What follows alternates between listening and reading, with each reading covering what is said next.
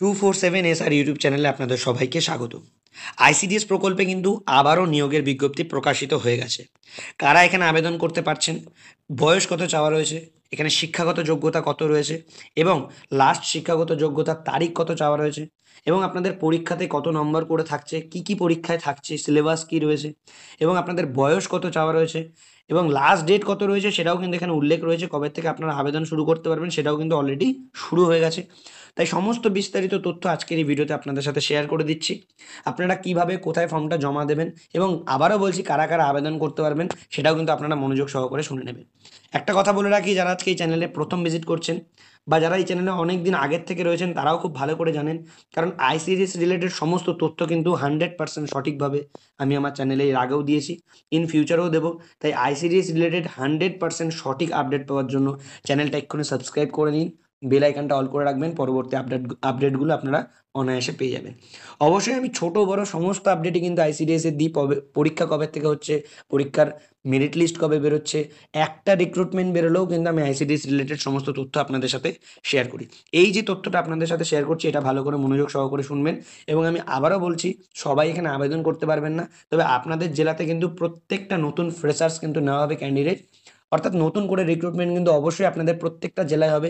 কোন কোন জেলায় হবে, কখন কখন রিক্রুটমেন্ট বেরোবে, সমস্তটাই কিন্তু আমি এই চ্যানেলের মাধ্যমে আপনাদের সাথে শেয়ার করে দেবো। এখানে বলেছে ন্যূনতম শিক্ষাগত যোগ্যতা, বিজ্ঞপ্তিটির তারিখটির ভিত্তি করে অঙ্গনওয়াড়ি কর্মী পদে পদোন্নতির আবেদনকারিনীর অঙ্গনওয়াড়ি সহায়িকা পদে যোগদানের তারিখ 1/8/2022 পূর্বে হলে যে কোনো স্বীকৃত বোর্ড অথবা রিকগনাইজড বোর্ড থেকে মাধ্যমিক বা সমতুল্য পরীক্ষায় উত্তীর্ণ হতে হবে। সাধারণ তপশিলি জাতি, তপশিলি উপজাতি সকলের ক্ষেত্রেই সেম, অর্থাৎ মাধ্যমিক পাস করে থাকলে আপনারা আবেদন করতে পারবেন। আবেদনকারিনী সবাই আবেদন করতে পারবেন না, আমি আবারও বলছি। আবেদনকারিনীর অঙ্গনওয়াড়ি সহায়িকা পদে যোগদানের তারিখ 1/8/2022 বা তার পরে হলে যে কোনো স্বীকৃত বোর্ড থেকে উচ্চ মাধ্যমিক বা সমতুল্য পরীক্ষায় উত্তীর্ণ হতে হবে।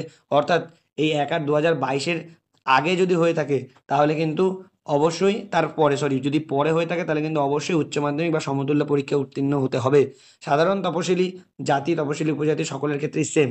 উচ্চতর শিক্ষাগত যোগ্যতা প্রার্থী পদের ক্ষেত্রে কোনো অন্তরায় বা কোনো ছাড় দেওয়া হবে না।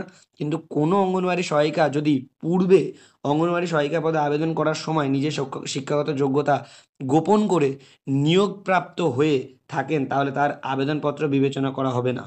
প্রার্থীকে মৌখিক পরীক্ষার আগে এই মর্মে হলফনামা দিতে হতে পারে। বয়স কত চাওয়া রয়েছে, 1/7/2024 তারিখটি ভিত্তি করে 65 বছর বয়স পর্যন্ত আবেদন করতে পারবেন।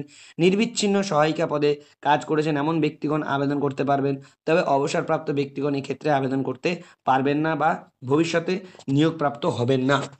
স্থায়ী বাসিন্দা সংক্রান্ত, এখানে অবশ্যই আপনাদের স্থায়ী বাসিন্দা হতে হবে, আপনাদের ভোটার কার্ড থাকতে হবে এবং কোন জায়গা থেকে এই সমস্ত রিক্রুটমেন্টগুলো বেরিয়েছে এইটা প্রথমে শেয়ার করছি। এটা হচ্ছে বালুরঘাট, অর্থাৎ এটা হচ্ছে দক্ষিণ দিনাজপুরের বালুরঘাট পঞ্চায়েত সমিতির অন্তর্গত।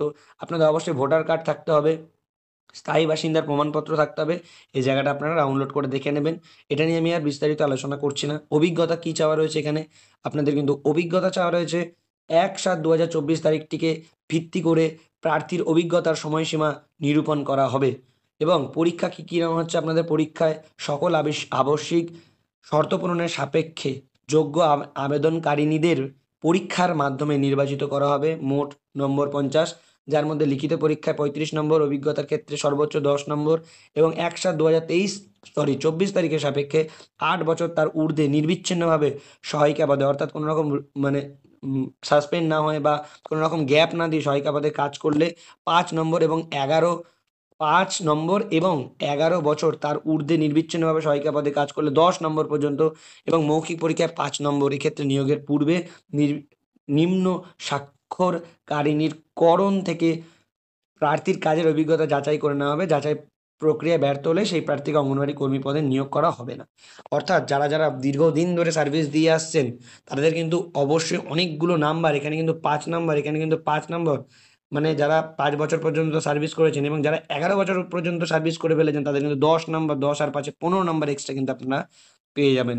পাটিগণিত থেকে আপনাদের কিন্তু দশম শ্রেণীর মানের প্রশ্ন হবে 10 নম্বরের, পুষ্টি জনস্বাস্থ্য থেকে 10 নম্বরের, ইংরেজি ভাষা থেকে দশম মানের 10 নম্বরের এবং সাধারণ জ্ঞানের ওপর 5 নম্বর। আর এখানে রয়েছে ইন্টারভিউতে এবং তার সাথে এক্সট্রা যেটা রয়েছে। তাহলে টোটাল 50 নম্বরে আপনাদের পরীক্ষা হবে। ইংরেজি ব্যতীত বাকি সকল প্রশ্ন বাংলাতে হবে। ইংলিশটা যেহেতু বাংলায় হয়, ইংলিশে হয়, তাই ইংলিশটা ইংলিশেই হবে। বাকি সমস্ত প্রশ্ন কিন্তু আপনাদের বাংলাতেই হবে। সংরক্ষণ সংক্রান্ত শর্তাবলী: সংরক্ষিত পদের প্রার্থীদের ক্ষেত্রে নির্দিষ্ট শংসাপত্র উপযুক্ত কর্তৃপক্ষ দ্বারা প্রদত্ত হতে হবে। মৌখিক পরীক্ষার পূর্বে শংসাপত্র আসল দাখিল করতে হবে। এটা আপনারা একটু ভালো করে দেখে নেবেন। এবং এরই সাথে রয়েছে আপনাদের আবেদনের তারিখ। এখানে রয়েছে আবেদনের সংক্রান্ত শর্তাবলী। 9/7/2024 তারিখ থেকে আপনারা আবেদন করতে পারবেন। আবেদন করার শেষ তারিখ হচ্ছে 2/8/2024। বিজ্ঞপ্তির সঙ্গে প্রদত্ত নমুনা আবেদনপত্র অনুযায়ী আপনাদের স্বহস্তে লিখতে হবে। অর্থাৎ আপনাদের কোনো রকম অনলাইনে ফর্ম ফিল আপ নয়, আপনাদের ফর্মটা ডাউনলোড করে আপনাদের কিন্তু অফলাইনে ফর্ম ফিল আপ করে জমা দিতে হবে। এবং এরই সাথে কিন্তু আপনাদের তারই সাথে যে সমস্ত প্রয়োজনীয় ডকুমেন্টসগুলো দিতে হবে সেগুলো কিন্তু এখানে স্পষ্ট ভাষায় বলা রয়েছে। সাম্প্রতিক সময়ে আবেদন করার তারিখ থেকে 6 মাস পূর্বের সময়ের মধ্যে তোলা প্রার্থী তথা আবেদনকারীর রঙিন পাসপোর্ট সাইজ ফটো, জন্ম তারিখের প্রমাণপত্র এবং জাতিগত শংসাপত্র অর্থাৎ কাস্ট সার্টিফিকেট যদি থাকে, শিক্ষাগত যোগ্যতার প্রমাণপত্র এবং স্থায়ী বাসিন্দার সচিত্র অর্থাৎ রেসিডেন্সিয়াল যে সার্টিফিকেট হয় সেটা, এবং আবেদনকারিনীর সহায়িকা পদে যোগদানের নিয়োগপত্র অর্থাৎ জবে জয়েন করেছেন সেটার কিন্তু নিয়োগপত্রের কিন্তু জেরক্সটা অবশ্যই এবং অরিজিনালটা নিয়ে যাবেন। নিজের ঠিকানা ও 5 টাকা মূল্যের ডাক টিকিট লাগানো 3টি খাম, এবং তারই সাথে কোনো ভুল বা অসঙ্গত তথ্য দিলে কিন্তু আপনাদের কিন্তু জরিমানা বা আপনাদের কিন্তু এই বিষয়ে কিন্তু কোনো রকম নিয়োগ হবে না। তো এটা রইল একটা সেকশন। সেমভাবে কিন্তু আরও সেকশন রয়েছে কোন কোন জেলা থেকে আপনারা আবেদন করতে পারবেন বা ব্লক থেকে, সেটা আমি দেখিয়ে দিচ্ছি আপনাদের সামনে। এটা হচ্ছে আপনাদের সেই ফর্মটা, যেই ফর্মটাতে আপনাদের ফিল আপ করতে হবে কি, এখানে কিন্তু সাম্প্রতিক সময়ের ছবি আপনাদের তোলা, সেই ছবিটা দিতে হবে। এখানে কিন্তু আপনাদের কেবলমাত্র স্বহস্তে লিখিত অর্থাৎ ছাপানো দরখাস্ত, অর্থাৎ আপনাদের নিজেদের কিন্তু এটা পেন দিয়ে ফিল আপ করতে হবে। আপনার করণ থেকে প্রত্যাশিত বিজ্ঞপ্তি নাম্বারটা দিতে হবে এবং যেই জেলার বা যেই ব্লক থেকে আপনারা আবেদন করছেন, এখানে বালুরঘাট গ্রামীণ, সেখানে কিন্তু আপনাদের অ্যাড্রেসটা দিতে হবে। আবেদনকারিনীর নাম এখানে কিন্তু আপনাদের বাংলায় নাম লিখতে হবে, ইংলিশে লিখবেন না। এবং এখানে ইংরেজিতে নাম লিখতে হবে তারপরের রোটাতে। তারপরে পিতামাতার নাম লিখতে হবে, এটা আপনার বাংলায় লিখতে পারেন বা ইংলিশেও লিখতে পারেন, কিছু মেনশন নেই। আপনার স্থায়ী ঠিকানাটা দিয়ে দেবেন এবং তার সাথে জন্ম তারিখটা দিয়ে দেবেন। তার সাথে সর্বোচ্চ শিক্ষাগত যোগ্যতা, SC ST OBC জেনারেল যা আছে সেই কাস্ট, এবং তার সাথে অতিরিক্ত প্রয়োজনীয় যোগ্যতা যদি এক্সট্রা কোয়ালিফিকেশন থাকে সেটা। এটা দিলে আপনাদের ফর্মটা পূরণ হবে এবং ফর্মটাতে সেই আবেদনপত্রের যে খামটা, সেই খামে কিন্তু এইভাবে আপনাদের ফিল আপ করতে হবে: নাম, গ্রাম, পোস্ট অফিস, প্রকল্প, থানা, পৌরসভা, জেলা, পিন এবং মোবাইল নম্বর সমস্তটা কিন্তু খামে এইভাবে পূরণ করতে হবে। এবং অবশ্যই কিন্তু আপনাকে খামটা মুড়ে নির্দিষ্ট ঠিকানায় আপনাদের কিন্তু জমা দিয়ে আসতে হবে। মেইন ও অ্যাডিশনাল, এটা হচ্ছে মেইন এবং এরপরে যেটা আসছে সেটা হচ্ছে অ্যাডিশনাল। অ্যাডিশনালটাও সেম ক্রাইটেরিয়া, কিন্তু এটাতেও কিন্তু আপনাদের হাতেই ফর্ম ফিল আপ করতে হবে। এই যে এটা হচ্ছে অ্যাডিশনাল, দেখতে পাচ্ছেন, এখানেও সেমভাবে আপনাদের সেমভাবে হাতে ফর্ম ফিল আপ করতে হবে। কতগুলো কি ভ্যাকেন্সি রয়েছে এখানে আপনারা সেটা দেখতেই পাচ্ছেন, সেই ভ্যাকেন্সি ওয়াইজ কিন্তু আপনাদের নিয়োগ করা হবে। এবং এইটাই হচ্ছে সেই পিডিএফটা আপনারা কোথা থেকে জোগাড় করবেন? পিডিএফটা আপনারা পাবেন এই ভিডিও ডেসক্রিপশন বক্সে, দেখবেন একটা টেলিগ্রাম গ্রুপের লিঙ্ক আছে, সেই টেলিগ্রাম গ্রুপে আপনি জয়েন হয়ে যান। সেখানে দেখবেন পেয়ে যাবেন অনলাইন আবেদনের যে ফর্মটা, সেটাও ডাউনলোড করে নিতে পারবেন। অতএব আপনারা অবশ্যই টেলিগ্রাম গ্রুপে জয়েন হয়ে যান, সেখানে চাকরির সংক্রান্ত সমস্ত নোটিশগুলো আগে বা অগ্রিম পেয়ে যাবেন এবং ওখানে কিন্তু সবার আগে অ্যালার্ট করে দেওয়া হয়। অবশ্যই চ্যানেলে যারা প্রথম ভিজিট করছেন মনে করে চ্যানেলটা সাবস্ক্রাইব করে নেবেন, বেল আইকনটা অল করে রাখবেন পরবর্তী ICDS রিলেটেড সমস্ত তথ্য পাওয়ার জন্য। এবং আপনার জেলাতে কবে থেকে নতুন রিক্রুটমেন্ট শুরু হচ্ছে সেটাও কিন্তু আমি এই চ্যানেলের মাধ্যমে আপনাদের জানিয়ে দেবো। আপনারা কে কোন জেলা থেকে আসছেন বা দেখছেন অবশ্যই কমেন্ট বক্সে কমেন্ট করে জানাবেন, আমি সেই জেলাটা অবশ্যই কিন্তু আপনাদেরকে জানিয়ে দেবো। আজকে আপাতত এই পর্যন্তই, দেখা হচ্ছে নেক্সট ভিডিওতে। সবাই ভালো থাকবেন। জয় হিন্দ।